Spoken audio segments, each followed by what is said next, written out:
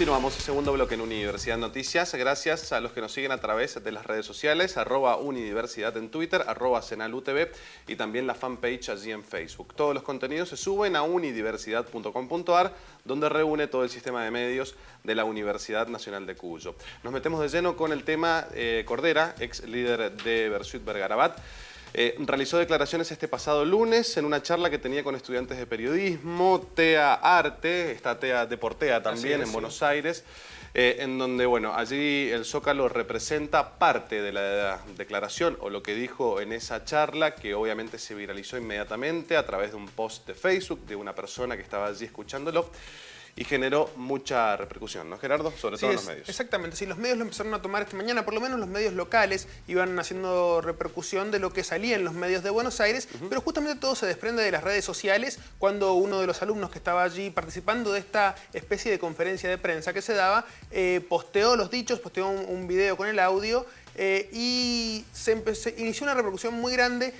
Desde los medios de comunicación directamente mucho repudio a estos dichos y bueno, y después muchas repercusiones políticas también, ¿no? Porque desde el INADI incluso dijeron que iban a hacer una denuncia. Exactamente, así se esperan denuncias penales al respecto. Quiero presentar a Gisela Ferraro, periodista de Cultura y de Cultura al Aire, el programa de aquí de Señalú, que ya ha tratado temas similares con notas aquí en el noticiero y obviamente hoy la tenemos aquí para dar inicio a esta presentación de temas. Gise, ¿cómo andas? Buenas noches. Bien, buenas noches a los dos. Y es cierto, porque el marco de estas declaraciones nacen allá por el mes de abril. Estamos hablando de un quiebre dentro de lo que es la cultura del rock. Por primera vez se hizo pública una denuncia de abuso sexual al cantante de una banda. Hablamos del caso de Mailén, del video que subió Valentía frente al abuso y del caso al cantante de La Ola que quería hacer Chau. Este video rápidamente se viraliza y da lugar a nuevas denuncias contra la misma figura y contra otras figuras bien relevantes del rock, como el caso de Cristian Aldana. Cristian Aldana, que hoy ya está imputado por 6 denuncias de abuso a menores. En ese contexto, en ese quiebre que por primera vez dentro de un ambiente machista, de estructuras bien arraigadas, como es el del rock, se empieza a dar palabra y lugar a las víctimas y a la denuncia también, es que surge en este contexto de la conferencia de los estudiantes de TEA estas declaraciones que repasamos de Gustavo Cordera. Hay mujeres que necesitan, porque son histéricas, y necesitan para tener sexo ser violadas porque lo necesitan y psicológicamente lo necesitan porque tienen culpa y porque no quieren tener sexo libremente. Necesitan y quieren jugar a eso. A mí no me gusta jugar a eso, pero hay gente que sí le gusta jugar a eso. Hay a tipos que sí le gusta jugar a eso. Somos muy complejos los seres humanos.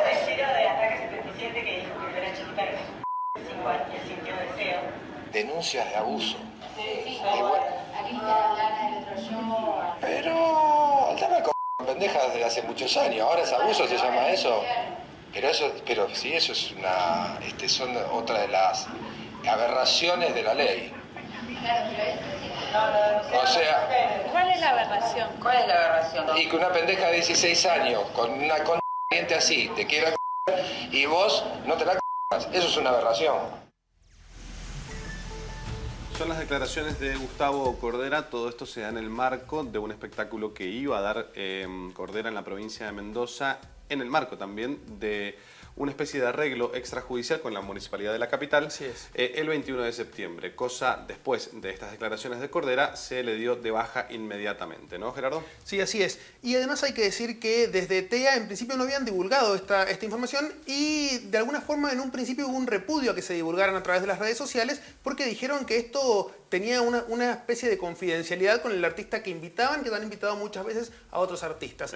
Sin embargo, después, bueno, frente al gran repudio que hubo en los medios de comunicación, incluso en las redes sociales, desde TEA salieron a desligarse de alguna forma, a repudiar los dichos de Cordera también, y sobre todo a desmentir algo que el mismo Cordera había dicho esta mañana en Radio Continental, donde él aseguraba que que esto era de alguna forma una puesta en escena, Sí, exactamente, que y le habían lo dicho que había que, descontextualizado. que había que dramatizarlo y que estaba descontextualizado. Desde TEA repudiaron esto, dijeron que no era así y de alguna forma se multiplicó la repercusión en los medios, en las redes sociales y bueno, una de las consecuencias claramente tuvo que ver con la suspensión de este show que estaba fijado aquí en la provincia de Mendoza. En el marco del 21 de septiembre, ¿no, Gise? Así es, ponemos en contexto un poco esta producción. Se trata, como decías vos, de un acuerdo extrajudicial al que había llegado Gustavo Cordera, ya que en el año 2003, y desde esa época que el cantante, el ex líder de la Versuit Vergarabat, no toca en la provincia, se produce un accidente en el Club Pacífico, donde se llevaba a cabo este espectáculo, donde Pablo Cordero, víctima de 23 años, queda cuadripléjico, ¿sí? La Corte Suprema de Mendoza falla a favor de quien está haciendo la denuncia y en contra tanto de la municipalidad como de Pacífico y como de la banda puntualmente. La municipalidad se hace cargo de los 2 millones que costaron en ese momento la suma, digamos, que tienen que llegar a poner por daños y perjuicios contra la víctima. Gustavo Cordera, la banda en aquel momento, recuerden que hay una partición de por medio, no se hacen cargo hasta ahora, que llegaban a un acuerdo extrajudicial por el cual el artista venía a tocar gratuitamente un show valuado en 700.000 pesos y dar distintas clases y cátedras a la comunidad, así como también 20 cuotas fijas de 10.000 pesos. Exacto. Este acuerdo extrajudicial no había llegado a ser avalado por el Consejo Deliberantes, quien rápidamente desde la Municipalidad de Capital actuaron, dieron de baja a este show, que iba a ser al fin y al cabo una coproducción también con la Uncuyo para el día 20-21 de septiembre, y entonces la presidenta del Consejo Deliberante, Beatriz Martínez, decía lo siguiente. Como mujer es repudiable, es doloroso, es lamentable lo que ha dicho, pero bueno, desde lo institucional también nosotros estábamos próximos a la firma de un convenio por el cual, al cual él se había presentado en forma espontánea para realizar el pago de la deuda que tenía con el municipio por el juicio que se produjo en el 2003 con motivo del chico que fue aplastado en el Club Pacífico, en uno de los recitales, cuando todavía estaba el grupo de la Versuit Vergarabat. A partir de eso, Cordera espontáneamente se presentó a realizar un acuerdo que consistía en un espectáculo musical, en una clínica musical y en el pago de 22 cuotas de 10.000 pesos. Eso el Consejo Deliberantes lo autorizó, o sea, autorizó al Ejecutivo Municipal a que realizara ese acuerdo. Y bueno, el acuerdo todavía no se firma, pero a partir de estas declaraciones que han habido hoy a la mañana es que se ha tomado la decisión institucional desde la municipalidad de suspender el acuerdo. Y bueno, es un acuerdo extrajudicial, a partir de que no se lleve a cabo se verá si él presenta otro acuerdo o se seguirá con el juicio. Agradecemos la presencia aquí en nuestros estudios de Alejandra Ciriza. Ella es investigadora principal del CONICET y también integrante del Instituto de Género de la Universidad Nacional de Cuyo. Alejandra, buenas noches, ¿cómo andás? Buenas noches. ¿Cómo Gracias por están venir. ustedes? De nada. Tu opinión, tu observación sobre este tema que ha generado mucha repercusión, pero que es un problema sumamente profundo, ¿no?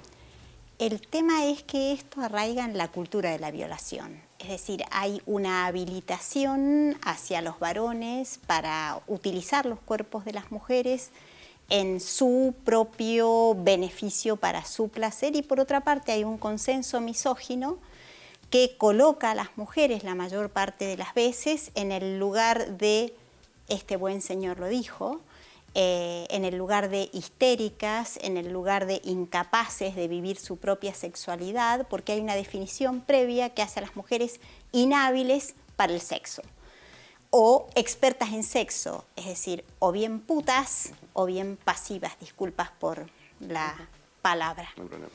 Entonces, me parece que hay una cultura patriarcal que genera este tipo de prácticas, que avala este tipo de afirmaciones, que tiene una historia en nuestro país. La historia de la misoginia no empieza ayer, ni empieza con el señor Cordero, y si bien lo que Gise decía respecto del machismo en la cultura del rock es una cosa muy reconocida, también hay que recordar, a propósito de lo que decía el señor Fernández sobre los ejes de los noticieros de la universidad, también los ataques a la integridad sexual formaron parte de las prácticas durante la dictadura militar, es decir, las violaciones como delitos de lesa humanidad que en este momento se están juzgando en los tribunales de la provincia.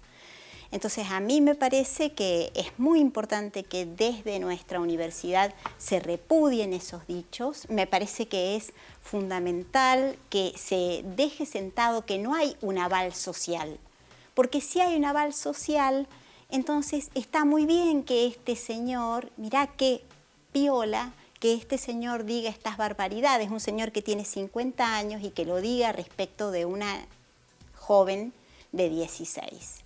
O sea, sí, no, es interesante ese punto en el sentido de que estamos hablando de una cultura machista y de una cultura de la violación que sustentan estas clases de dichos y en los cuales a veces se los puede perdonar sacados de contexto. Escuchamos las declaraciones, fueron varias las repreguntas de parte de estudiantes de la carrera de periodismo y no fue de esa manera. En el rock veíamos y repasábamos que se ha generado esta grieta, que incluso hay bandas nuevas que se están parando en la vereda de enfrente de este discurso, han organizado marchas y festivales apoyando a las víctimas y apoyando a que estas voces se reproduzcan. Yo te quería preguntar, Alejandra, ¿en qué otros aspectos de la cultura también son más factibles estas denuncias? Es decir, ¿tienen más pantalla realmente? ¿Eso produce un cambio? ¿Estamos en esa línea o es pura bulla?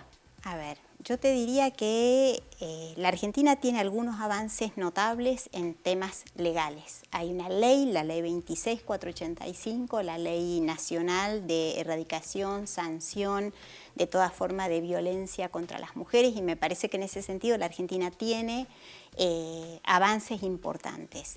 Pero me parece que al mismo tiempo la cultura misógina es algo muchísimo más profundo.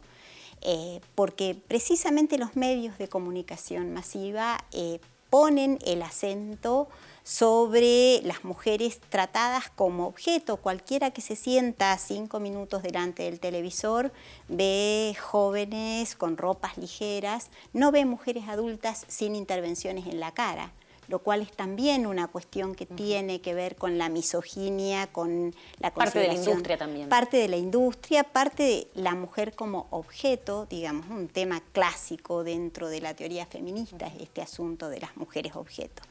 Entonces, a mí me parece que en realidad no hay una educación integral que permita entender cuáles son las causas profundas de estas formas de dominación patriarcal.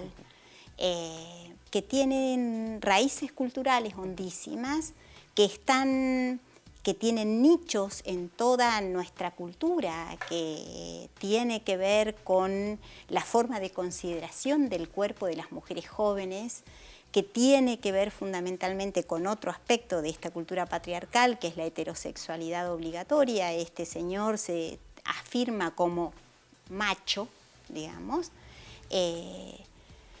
haciendo exhibición de su potencia sexual, y me parece que en realidad esto es un asunto con el que hay que tener cuidado y delicadeza, y me parece que la cultura actual no estimula precisamente esas cosas.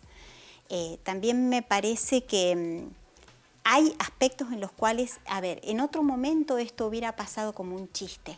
De hecho, Pergolini decía, lo justificaba. Periodistas como Pergolini, periodistas también que están demasiado entramados, digamos, con los artistas, salieron a justificarlo. Él es amigo mío, él no puede pensar de esta manera, está sacado de contexto. Exactamente. Entonces, toda esta cuestión, bueno, a ver, Videomatch y otra serie de programas que hacen exhibición de misoginia, son frecuentes y forman parte de la cultura masiva. Entonces, a mí me parece que es muy importante que haya un espacio para tratar este asunto en profundidad. Me parece además que es muy importante que se puntúe que la cultura del rock no es equivalente necesariamente a cultura machista, que es un aspecto que se puede transformar, porque es un aspecto cultural, porque son cuestiones aprendidas. Una pregunta más como para ir cerrando. ¿Los hombres somos solamente victimarios de esta cultura machista y misógina o somos también víctimas? A ver, yo creo que si una plantea las cosas en esos términos, nos ponemos en un lugar difícil, porque eso significaría más o menos que las mujeres somos, solo podemos ocupar el lugar de víctimas y no el lugar de sujetos activas. Entonces me parece que estamos en un lugar complicado si lo ponemos en términos de víctimas, victimarios. Creo que es una estructura social, creo que no es una relación individual, sino que es una relación social. En la teoría materialista francesa existe una expresión que es muy interesante, que es rapport social, que hace precisamente referencia al carácter estructural de la relación. No se trata de un asunto individual. A mí me parece que lo que pasa es que a los varones se les exige como emblema de masculinidad muestras de machismo que están absolutamente fuera de lugar, y afortunadamente creo también, y bueno, espero que así sea, que las jóvenes generaciones de varones no se identifican tan fácilmente con estos emblemas. ¿Hay algún camino institucional? Recién nos hablabas de avances en legislaciones que por supuesto no van acorde al avance social o al ritmo o al pulso de la sociedad. ¿Cuál sería por ahí una propuesta institucional o algo a tomar como política de Estado? ¿Apuntar a la educación? Creo la Argentina tiene dispositivos, lamentablemente esos dispositivos son vulnerables porque la institucionalización de la problemática de género y de las políticas públicas con perspectiva de género, si bien tiene una historia larga en la Argentina, empieza con el retorno a la democracia en 1985, son espacios frágiles. Por ejemplo, el Programa Nacional de Educación Sexual Integral está en este momento en una situación de riesgo institucional. Entonces me parece que esas políticas públicas son las políticas que hay que fortalecer porque apuntan precisamente a la transformación de la comprensión de los roles de género, a la comprensión del carácter normativo de la heterosexualidad, a generar una cultura de la tolerancia y una cultura de la aceptación, más que de la tolerancia, de la aceptación del otro, la otra como diferente, del otro como diferente. Entonces, a mí me parece que además nuestra universidad puede contribuir a través de la formación de grado. De hecho, la facultad a la cual yo pertenezco, que es la Facultad de Ciencias Políticas y Sociales, tiene una introducción a la filosofía del pensamiento feminista, además de una serie de cursos referidos a temas específicos como violencia. Digamos, la facultad nuestra de eso se hace cargo, pero no es así en el conjunto de la universidad. Claro. Sería de desear que eso fuera una política para el conjunto de la universidad. Alejandra, te agradezco mucho la presencia. No es nada. Hacemos una pausa, tras el corte seguimos hablando con Gise, Información de Cultura, en este caso de cine, que habló con los protagonistas de una peli nueva que se estrena mañana. Una remake. Hacemos una pausa, ya venimos.